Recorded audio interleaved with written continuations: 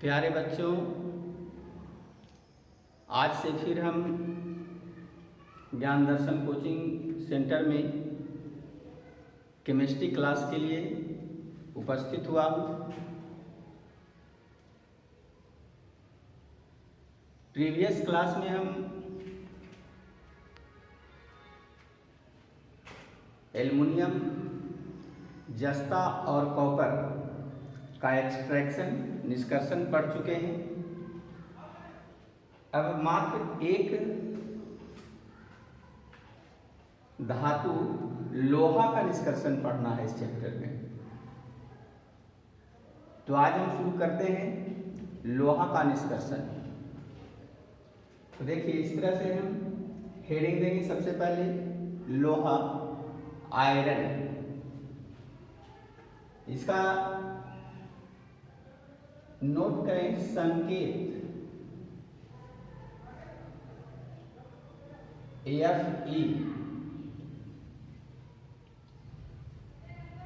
परमाणु संख्या 26। परमाणु द्रव्यमान 55.85 होता है।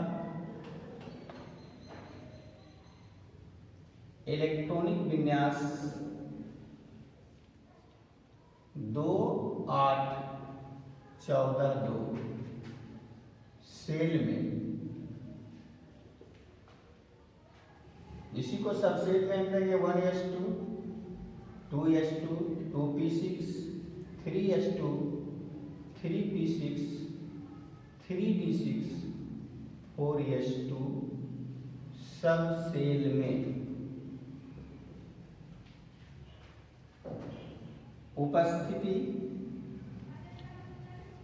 अकुरेंस,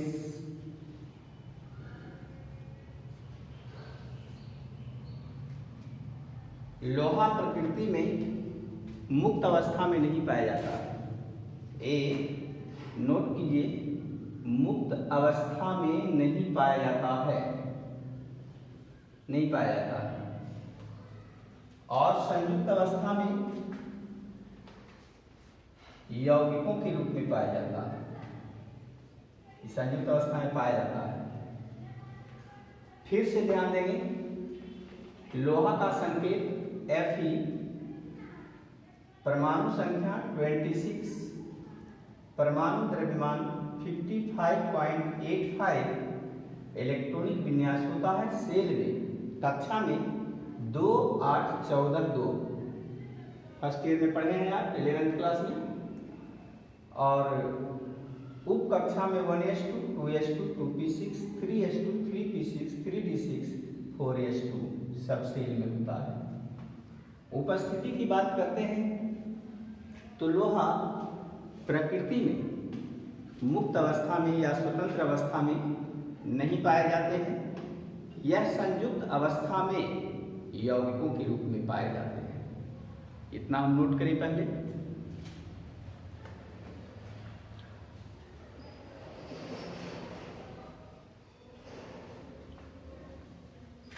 इसके बाद प्रमुख अयस्क,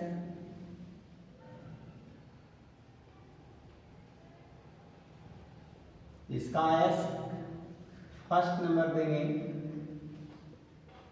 हेमेटाइट,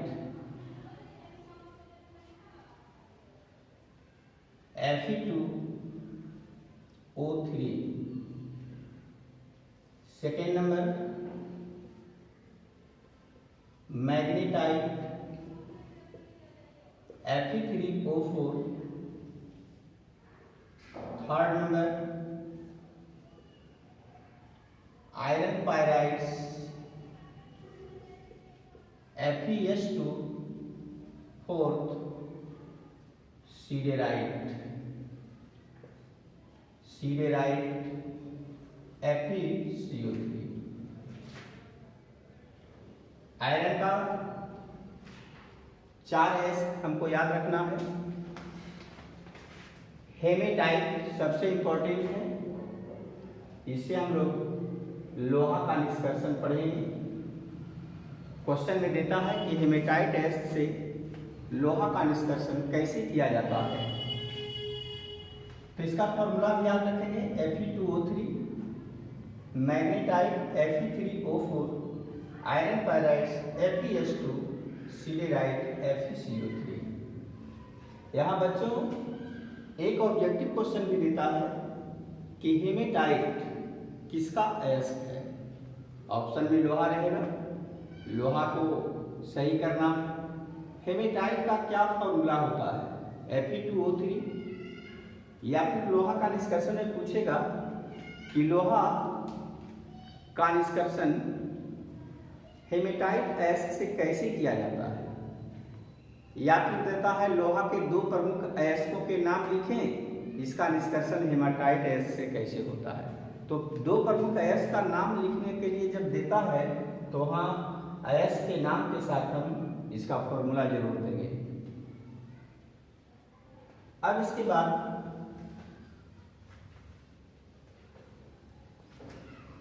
लोहा का निष्कर्षण की बात हम करते हैं। लोहा का निष्कर्षण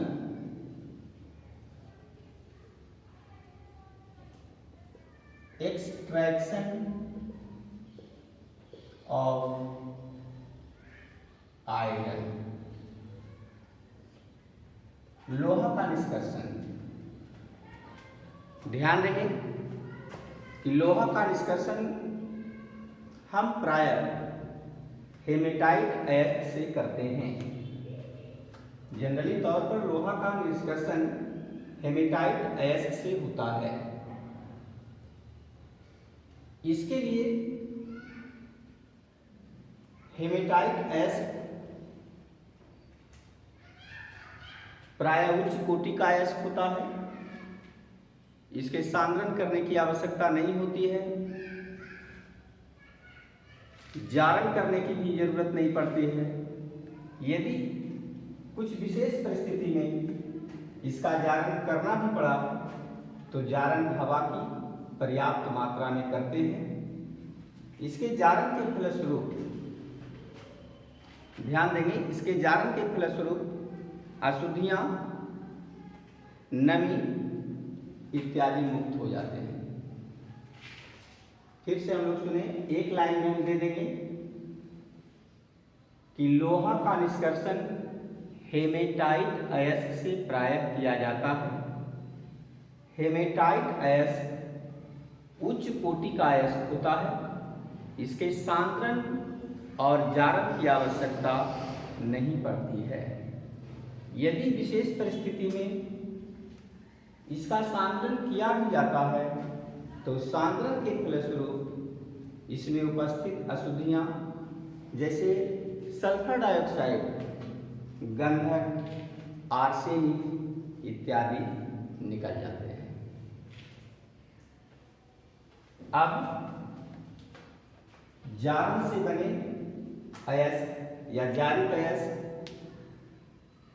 में कोक और चूना पत्थर को मिलाकर, अब डायग्राम में आइए, जारित अयस्क को कोक और चूना पत्थर के साथ मिलाकर, देखिए यहाँ 3 चीज लिखा हुआ है।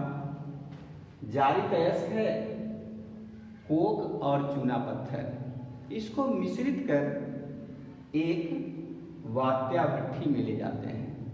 इसको वात्या भट्ठी कहते हैं, वात भट्ठी भी बोल सकते हैं, अभी धामन भट्ठी भी कहते हैं, इंग्लिश में कहा जाता है ब्लास्ट फर्नेस।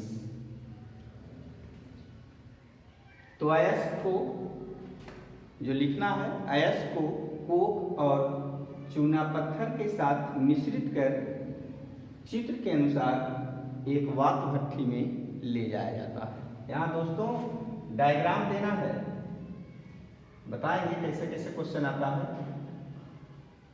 इस डायग्राम को देना है। जब अयस्क को कोक और चूना पत्थर के साथ मिश्रित कर वात भट्ठी में ले जाते हैं तो देखिए भट्ठी के निचले भाग से हवा का झोंका दिया जाता है। इसमें दोनों तरफ से देखिए हवा प्रवेश कर रहा है। और निचले भाग का टेम्परेचर 2200 केल्विन होता है। यहां पर 3 रासायनिक अभिक्रिया होता है, याद रखना है 3 रासायनिक अभिक्रिया यहां होता है। देखिए पहला अभिक्रिया क्या होता है, भट्ठी के निचले भाग में, याद रखना है फर्स्ट अभिक्रिया भट्ठी के निचले भाग में होता है। इसका तापक्रम 2200 केल्विन होता है। कितना होता है? 2200 केल्विन। यहां पर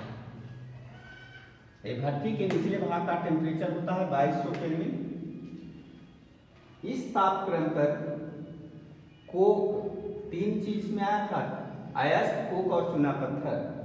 तो इस तापक्रम पर कोक वायु के साथ क्रिया करके कार्बन डाइऑक्साइड बना लेता है। देखिए इसका इक्वेशन, कोक वायु के साथ क्रिया करके कार्बन डाइऑक्साइड बना लेता है। C+O2 = CO2। यह कार्बन डाइऑक्साइड हवा से हल्की होती है जो ऊपर की ओर उठती है, जहां कोक से संयोग कर लेता है। देखिए कार्बन डाइऑक्साइड कोक से संयोग किया और बना लेता है कार्बन मोनोऑक्साइड। तो इसको फर्स्ट अभिक्रिया हम मानेंगे। फिर से सुने, भट्ठी में अयस्क, कोक और चूना पत्थर लाया जाता है। यहाँ 3 अभिक्रियाएं होती हैं। एक अलग क्वेश्चन निष्कर्षण के दौरान पूछा जाता है कि लोहा के निष्कर्षण में वात भट्ठी में होने वाले अभिक्रियाओं को लिखें। तो पहला अभिक्रिया यही होगा, भट्ठी के सबसे निचले भाग में यहाँ का तापक्रम लगभग 2200 केल्विन होता है। इस तापक्रम पर कोक ऑक्सीजन से क्रिया करके कार्बन डाइऑक्साइड बना लेता है। कार्बन डाइऑक्साइड हवा से हल्के होने के कारण भट्ठी में ऊपर की ओर जाता है और फिर कोक से क्रिया करके कार्बन मोनोऑक्साइड बना लेता है। ये फर्स्ट अभिक्रिया हो गया। सेकेंड अभिक्रिया होता है इस दोनों टेम्परेचर के बीच। इसको हम ऐसे लिख सकते हैं, भट्ठी के मध्य भाग में। सेकेंड अभिक्रिया भट्ठी के मध्य भाग में होता है, जहां का तापक्रम लगभग 1300 केल्विन होता है। ध्यान देंगे यहाँ का टेम्परेचर, दोनों के बीच का टेम्परेचर हम माप रहे हैं, 1300 केल्विन होता है। यहाँ होता है 2200 केल्विन और यहाँ होता है 1300 केल्विन। इस तापक्रम पर चूना पत्थर अपघटित हो जाता है। देखिए चूना पत्थर का फॉर्मूला होता है CaCO3। ये टूट जाता है कैल्शियम ऑक्साइड और कार्बन डाइऑक्साइड। तो 1300 केल्विन ताप पर भट्ठी के मध्य तल में, मध्य भाग में चूना पत्थर का अपघटन होता है, कैल्शियम ऑक्साइड और कार्बन डाइऑक्साइड बनाता है। फिर कैल्शियम ऑक्साइड, यहाँ देखिए जो बना है, कैल्शियम ऑक्साइड सिलिका के साथ संयोग करके कैल्शियम सिलिकेट नामक धातुमल बना लेता है। ध्यान देंगे, इसमें जो कैल्शियम ऑक्साइड बना, सिलिका के साथ संयोग करके कैल्शियम सिलिकेट नामक धातुमल बना लेता है, जो भट्ठी के देखिए निचले तल में आता है और इस निकास मार्ग से ये बाहर निकलते चला जाता है। धातुमल मतलब अशुद्धि हो गया। थर्ड प्रोसेस, थर्ड अभिक्रिया, ये भट्ठी के ऊपरी भाग में होता है। भट्ठी के ऊपरी भाग में जहां का टेम्परेचर 800 केल्विन के बराबर होता है। इस भाग में क्या होता है, हेमाटाइट गैस कार्बन मोनोऑक्साइड के साथ क्रिया करता है और सबसे पहले फेरस ऑक्साइड बनाता है जो पुनः लोहा में परिणत हो जाता है। तो देखिए यहाँ दो अभिक्रिया आएगा, Fe2O3 plus CO। Haematite gas carbon monoxide के साथ क्रिया किया है तो बनाएगा 2FeO प्लस CO2। फिर यही FeO ferrous oxide carbon monoxide के साथ क्रिया करेगा तो बनाएगा Fe प्लस CO2, लोहा देखिए बन गया है। तो ये 3 स्टेप में लोहा का निष्कर्षण हो जाता है। पुनः एक बार हम सुने, सबसे पहले यहां से 3 टाइप का क्वेश्चन मिलेगा, लॉन्ग क्वेश्चन। फर्स्ट क्वेश्चन, लोहा का निष्कर्षण का वर्णन करें, तो उसमें डायग्राम प्लस वर्णन प्लस अभिक्रियाएं सब देना है। सेकेंड आता है इसका क्वेश्चन लॉन्ग में ही, वात भट्ठी का नामांकित चित्र बनाएं। तो बच्चों इसमें केवल डायग्राम देना है। तीसरा क्वेश्चन इससे देता है लॉन्ग में ही कि लोहा के निष्कर्षण के दौरान वात भट्ठी में होने वाले अभिक्रियाओं को लिखें। तो लोहा के निष्कर्षण के दौरान वात भट्ठी में 3 अभिक्रिया होता है, तीनों आपके सामने लिखा हुआ है, इसको नोट कर लीजिएगा। तो इस क्वेश्चन का आंसर केवल अभिक्रिया देकर ही हम करेंगे। इसमें वात भट्ठी में 3 तरह की अभिक्रिया क्या होती है। सबसे पहले भट्ठी के निचले भाग का तापक्रम जहां 2200 केल्विन होता है, वहां कार्बन या कोक हवा के ऑक्सीजन द्वारा ऑक्सीकृत होकर कार्बन डाइऑक्साइड बना लेता है, या हवा से हल्की होने के कारण ऊपर उठती है भट्ठी में और फिर कोक से अभिक्रिया करके कार्बन मोनोऑक्साइड बना लेता है। सेकेंड अभिक्रिया भट्ठी के मध्य भाग में होता है, यहाँ पर होता है 1300 केल्विन टेम्परेचर पर। इसमें कैल्शियम कार्बोनेट या चूना पत्थर अपघटित होकर कैल्शियम ऑक्साइड और कार्बन डाइऑक्साइड बना लेता है। फिर कैल्शियम ऑक्साइड सिलिका के साथ संयोग करके कैल्शियम सिलिकेट नामक धातुमल बनाता है। यहाँ एक शॉर्ट क्वेश्चन भी मिलता है कि लोहा के निष्कर्षण में चूना पत्थर के क्या कार्य हैं, उसको हम अलग से लिखा देंगे। थर्ड नंबर में है भट्ठी के ऊपरी भाग में यहाँ का टेम्परेचर 800 केल्विन होता है।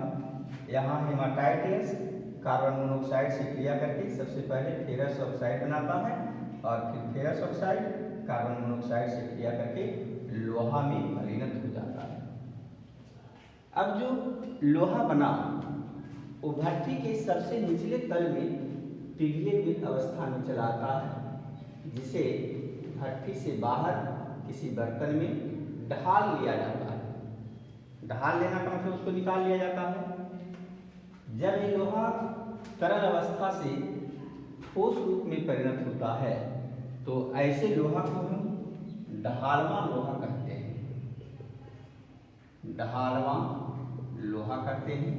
ये लोहा का प्रारंभिक अवस्था होता है, निम्न कोटि का लोहा होता है। तो इतना हम इस क्वेश्चन में देंगे।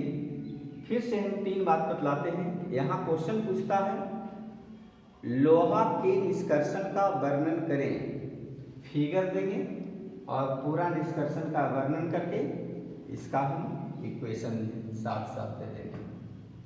सेकेंड क्वेश्चन इसमें आता है वात भट्ठी का नामांकित चित्र बनाएं, तो ओनली वात भट्ठी का डायग्राम हम दे देंगे। थर्ड टाइप का क्वेश्चन आता है लोहा के निष्कर्षण में वात भट्ठी में होने वाले अभिक्रियाओं को लिखें। तो ये तीनों अभिक्रिया भट्ठी के निचले भाग में, भट्ठी के मध्य भाग में और भट्ठी के ऊपरी भाग में तीनों अभिक्रिया दे देंगे। ये 3 तरह का लॉन्ग क्वेश्चन यहाँ से देता है।